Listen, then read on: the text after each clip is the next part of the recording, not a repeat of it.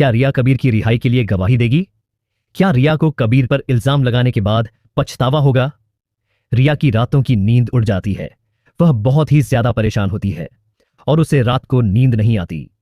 और सुबह होते ही वह अपनी दोस्त कश्यप को कॉल करती है कि जल्दी मेरे घर आओ।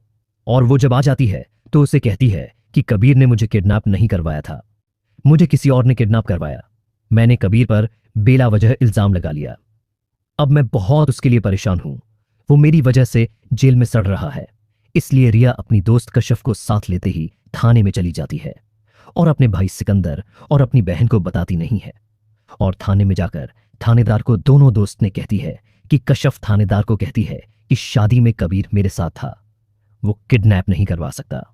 इसीलिए रिया भी कहती है कि मुझे कबीर ने किडनैप नहीं किया, मुझे किसी और ने किडनैप करवाया है।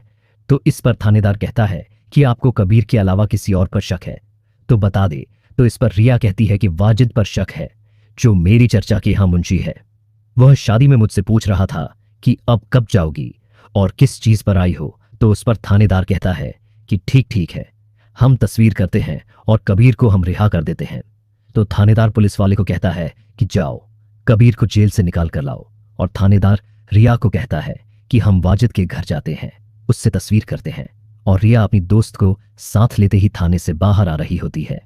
कबीर रिया को देखकर बहुत ही ज्यादा हैरान हो जाते हैं और वो सोचता है कि इसने मेरे लिए गवाही दी है और इसकी वजह से मैं आज जेल से बाहर आया हूं। और उसकी नफरत मोहब्बत में तब्दील हो जाती है और दोनों एक दूसरे को देखते हैं और देखते ही रह जाते हैं। और यहां से इनकी मोहब्बत की स्टोरी शुरू होने वाली है। इस पर ऑडियंस भी बहुत ज्यादा खुशी होगी। वो भी चाहती है कि इनकी मोहब्बत की स्टोरी बहुत अच्छी चले। और यहां से वो कबीर अपने घर चला जाता है क्योंकि उसका भाई उसको लेने आया होता है।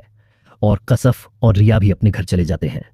कबीर बहुत ही ज्यादा खुश होता है और अपने घर में हीरो वाली एंट्री करता है। तो उसकी माँ उसे देखकर बहुत ही ज्यादा खुश हो जाती है और गले से लगा लेती है और कहती है कि तुम्हें किसने रिहा करवाया। तो इस पर कबीर कहता है कि